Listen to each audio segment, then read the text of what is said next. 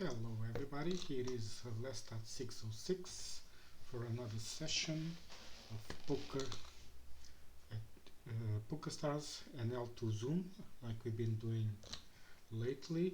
If you follow the channel, you know that my last section we were 150 BPs behind, so we're going to try to make it up this time.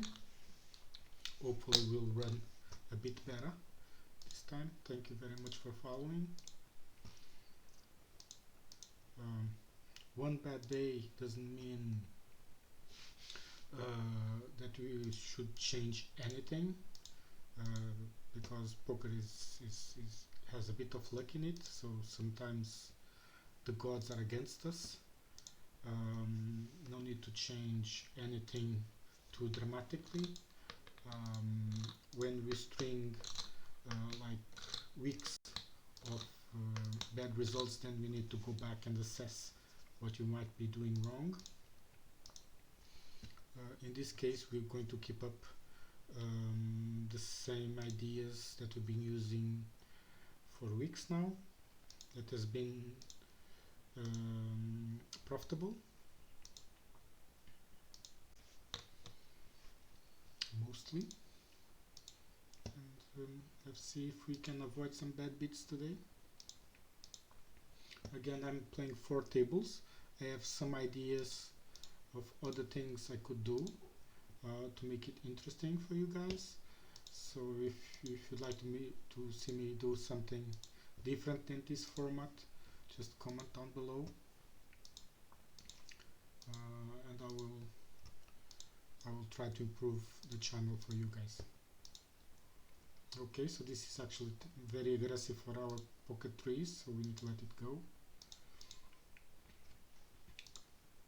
Lately I'm playing some small pocket pairs from the early position, and the idea is not necessarily to flop a set, which would be good, but is to, since everybody is using odds nowadays, to increase our percentage of play, so we can get paid when we get aces or kings or queens or something like that. They're looking at our stats, and if we play too tight, it's when you get aces or kings, it's obvious that we just got aces or kings. And by playing some more hands here, we can disguise our bigger hands better.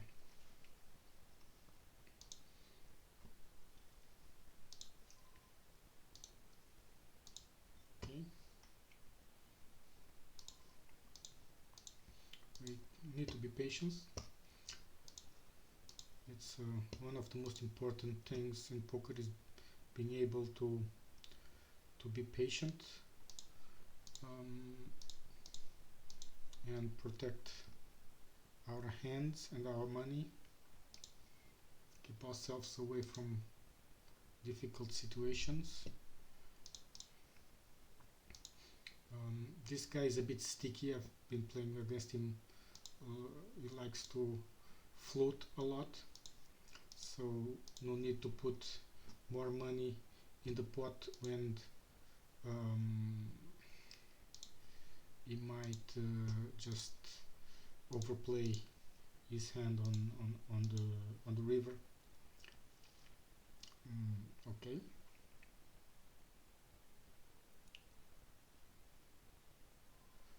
I was talking with you guys, so I don't know exactly what I was trying to do here, but this is a fold. Now we just got 2 pair on the top left. Hopefully that will be the best hand. We don't need to overplay 2 pairs. 2 pairs rarely are the best hand, but sometimes we can pull through, as we just watch. I would like to have people to try to steal against my pocket pairs, my pocket aces, oh, okay, that was what I was hoping for. We know when we go all in with our aces, we're going to lose 20% of the time, so that's part of the variance of the game. You don't take it personal, it's just the way it is. Let's hope this guy has some kind of hand that he's willing to call us with. He's already waiting to. Oh, he did call us. Yes, that's it. Okay, so pretty much done. That was kind of a donation from his part. This guy here is a very steady player, a winning player actually. We don't want to play a big pot against him unless we have the best hand, and at this point all we have is a pair. It's a pair of aces, yes, but it's just a pair. There's about 15-20 hands that are actually ahead of us, so I might be exaggerating, but it's just for us to know that when you only have a pair on the flop, you know you're drawing kind of dead, even if it's a pair of aces.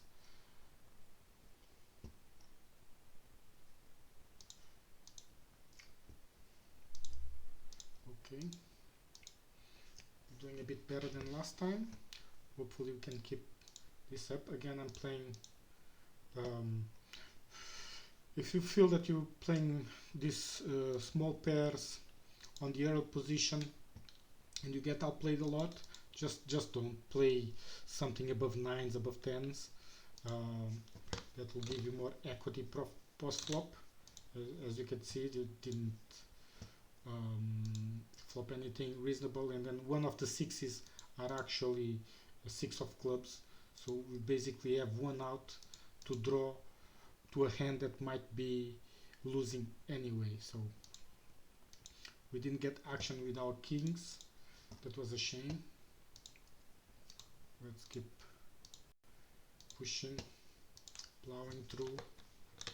Kings again, and we got a walk. Nothing we would like to see when we have kings or aces, but that's what it is. This is a very good flop for us. A very good flop for us, and now it just got a bit better, but I don't think we're going to get any action out of this. But in case he's willing to pay, we put a big bet in. Again, against two guys, this is not a great flop, but I would just like this guy to go away. And now if this guy wants to put all in, this might be a tie. Well, it's not a tie, he's losing. He was drawing dead and tried to save his hand with all his stack, and we obliged. At this moment we are winning 90 blinds at a rate of 62 per 100, so it's a good rate. It's a rate that we've been playing for the past few weeks, and hopefully we carry on.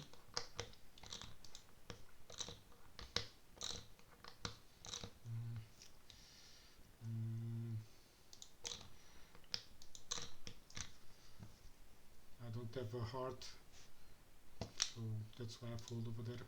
Sometimes it's worth to see one more card, but in this case, without any hearts, I might be drawing dead over there. So I try to make a pair and then not fall in love with that pair and get such in trouble. So might as well fold it before it causes any more problems. Here we are open-ended, but some of our cards actually are spades, so we're going to wait to see if we can actually make our hand, and then we'll proceed from there, especially from the early position. It's not a great situation. This is a overbet from this guy, and we don't have anything to follow suit, so we're just going to fold. Okay, this guy might be holding. So we made our hand, but at the same time there's a flush, so I'm not going to bet, and if he bets out, we're going to call him, even though we might be losing. This is probably ace something, it probably is queen, but he's giving up, so fine, we don't want to get too much money involved. Now this is losing for a lot of hands, including queen jack,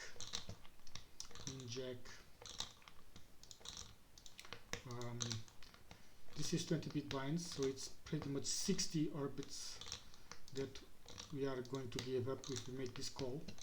So in this particular situation, it seems that he's ahead.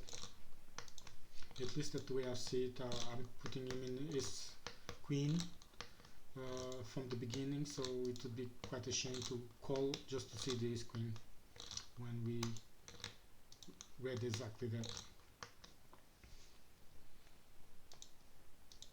Again, the money is not just the money, is the how many hands you can play with that money, and the odds that you're going to get something better within those hands. It's not just the money.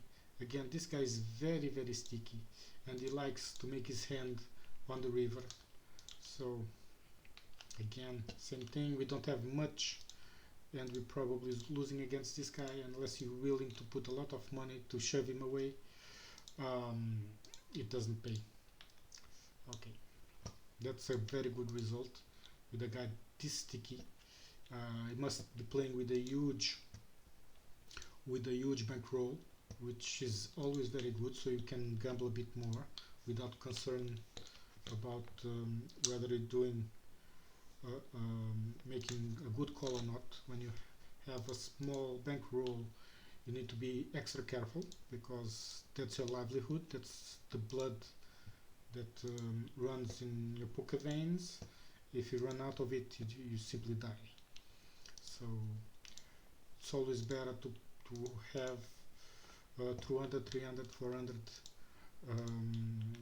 buy-ins. Some very conservative people have even higher stacks to the higher back rolls in ratio to their stacks, because it gives you some peace of mind that you are not going to put yourself in a bad position if you make a difficult call.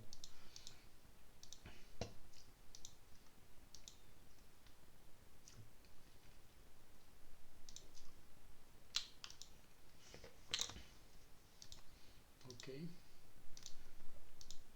we got in a little of a slump now. Slowed us down a bit,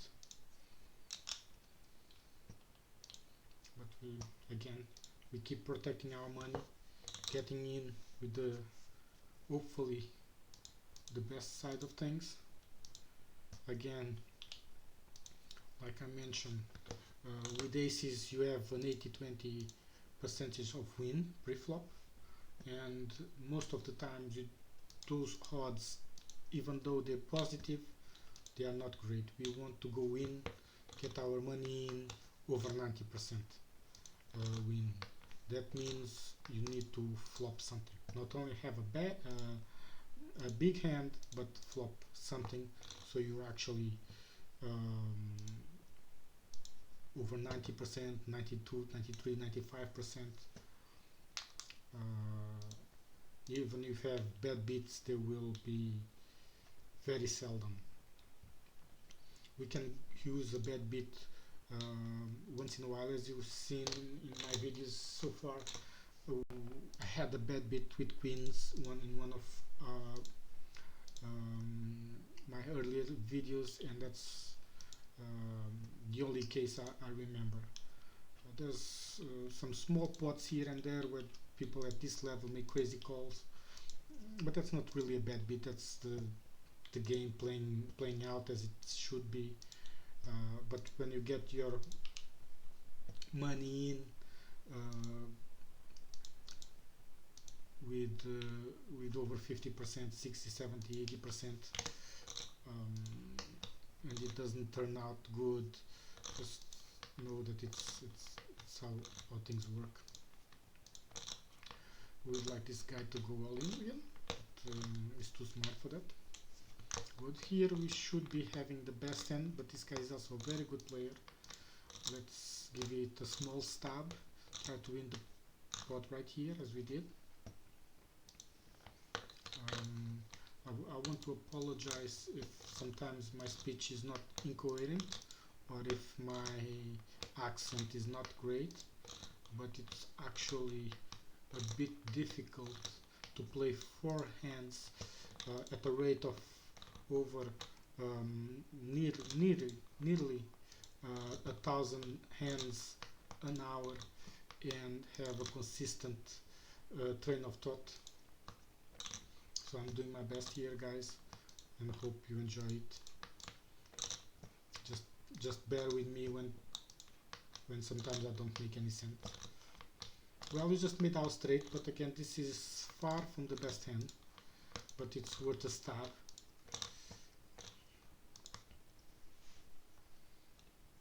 And we've been having good hands. We are not being paid. That means we're playing too tight.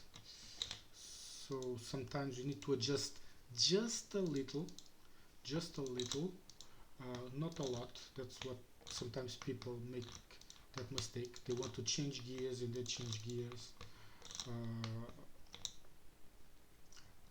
big time, and it's normally not a good idea to change that much so fast. So again, if my normal metaphor is that if poker is a car, then let's say it has 5 gears or 7 gears, and you either go one up or one down. You don't skip 2 in a row because your car is going to choke or struggle. It is the same thing. If people are playing too tight, you change 1 gear towards bluff. If you are getting people are calling you too much, then you change 1 gear down towards playing tight.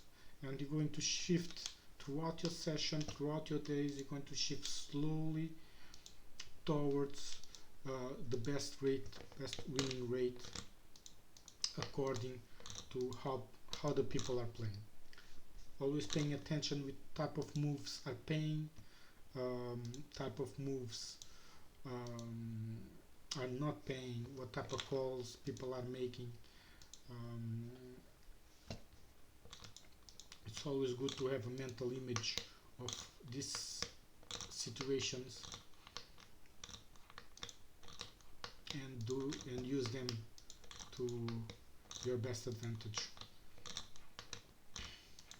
So here we basically want a jack on this flop. This is too many people set mining basically, and we might be playing, this guy might have a queens, kings over there, or ace king. This is not doing great for us. This is not doing great.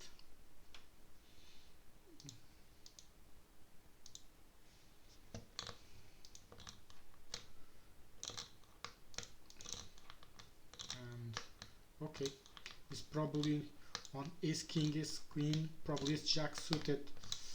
I don't think it might even, yes, ace jack suited, but one of those hands is probably what we're looking at. Even worse. Okay, better. We just got some money in for this play. Don't forget that he 3-betted and then 5-betted, if I'm not mistaken, with king 10 off. So his play was not great and he was punished for it. And again, we're nearly making up the money we lost some days ago. We are at, if you can see in my little chart here on the bottom of the screen, you can follow it, and we are winning 141 blinds, so doing good. 35 blinds per every 100, and that's a good rate. Now we finally got something. This is very juicy, so let's see if we get more money out of this guy. well, this was not necessarily good because it seems that he might have a jack in his hand. That was very weak. That was very weak, so he might not have a jack in his hand.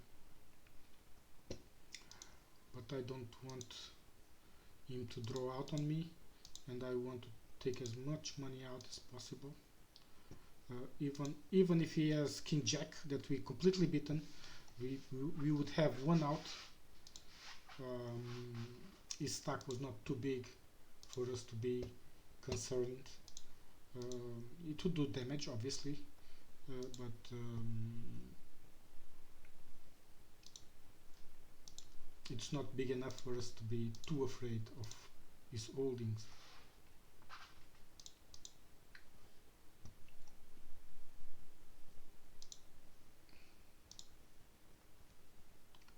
Okay, this is a bit aggressive, but again, this range, this 3-bet range is actually beating us. He has tens, jacks over there, and ace queen, and ace that might draw out on us, so this is a fold. Again, we don't want to get if you saw the flop and there was a 9 there, then we could carry on, but pre-flop sometimes you need to do this type of calls. If they push us too much, then sooner or later we need to call a portion of the time and re-raise another portion of the time, and sometimes even shove. But that's very rarely, and only if they do this kind of play over and over and over again.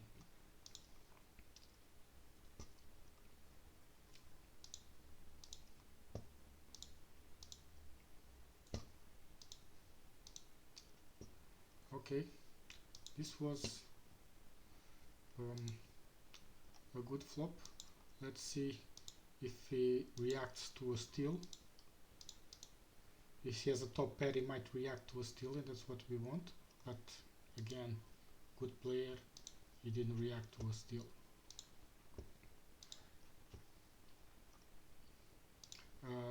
Some players would like to play this hand differently, and there's many ways you can play this hand, and you should play them, use them all the ways you can play a hand. You should not play some hand the same way all the time, and that's why I try to do this play, because if he had aces or kings or something like that, he might actually shove over there, and it would be, and we would be winning by 98% most of the time.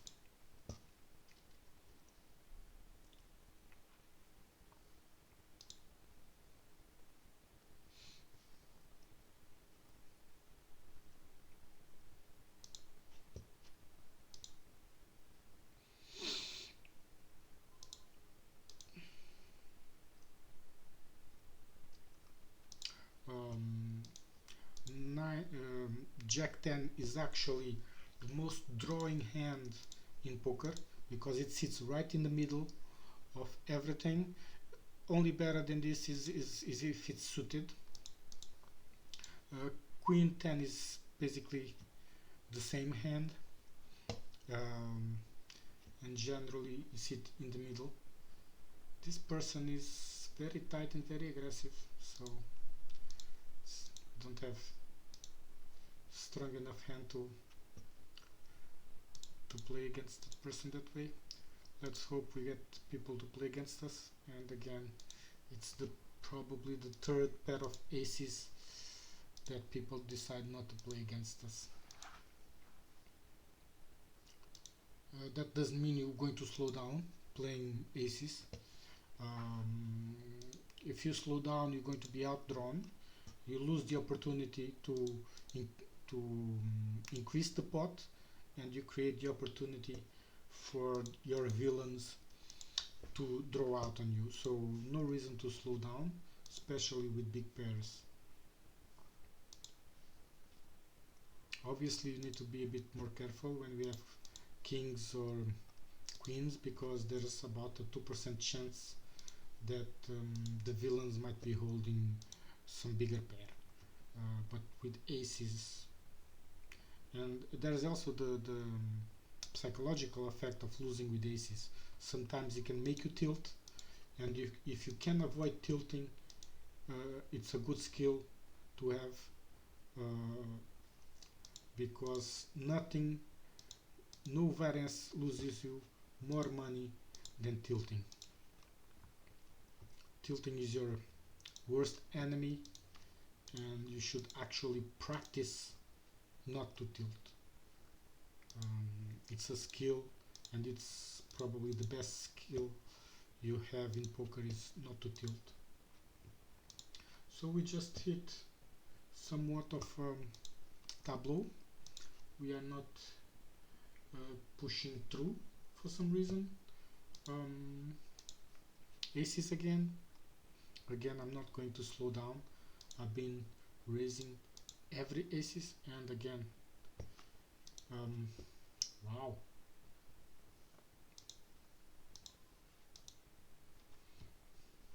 Ace jack, queens,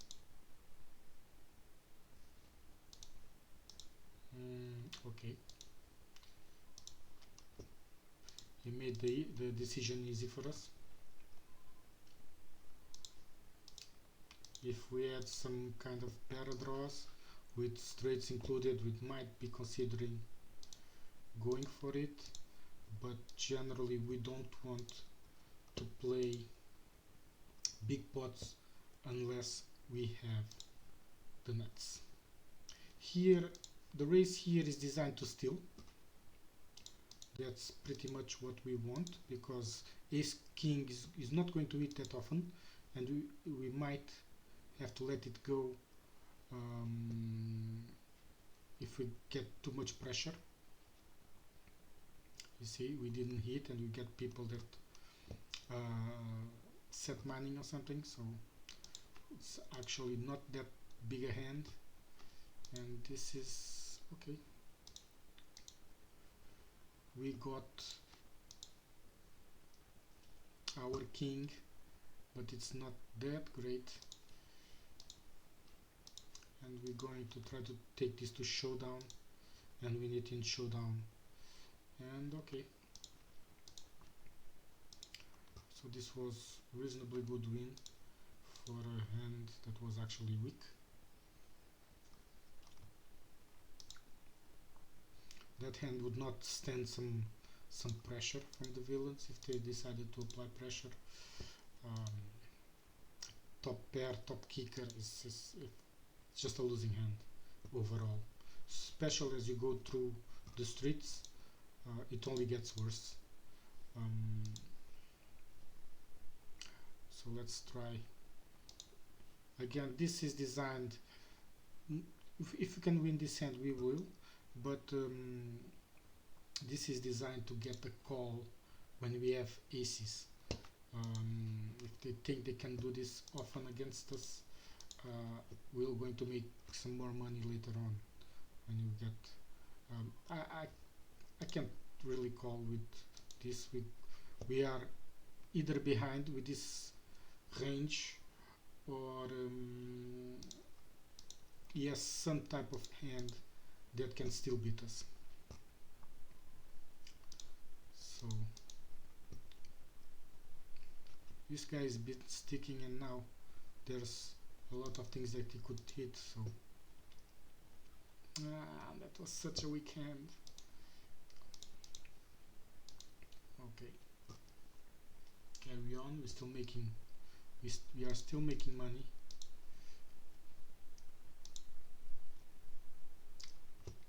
And okay, so we're going to finish our session, and we are on the positive.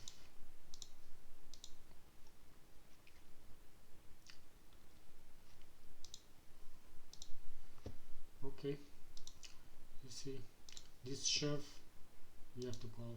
We might be ahead, and we are ahead. That doesn't mean we're going to win, but at least we got in ahead.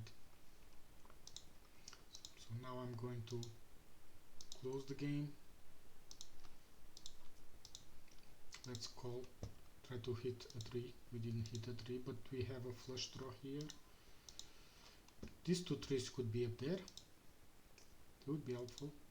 Is this person trying to fold? Yes. Okay.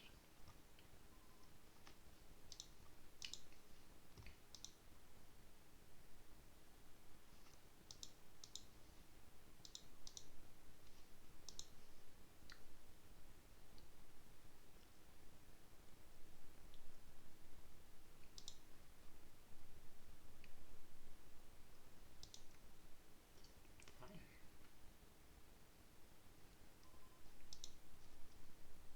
Okay. Here we go. Now half an hour is through. As you can see, we played 610 hands over a bit over half an hour. We had 83% of average all in. I would like this to be a bit over that. Over 90% is always better. But we managed to make 2 euros in our half an hour at a rate of 4 euros an hour, which at NL2 is actually okay. 18.4. I've done better, and as you've seen on the last video, I've done worse. So I'm quite happy with the session, and I hope you like it too. And see you next time. Thank you very much for watching.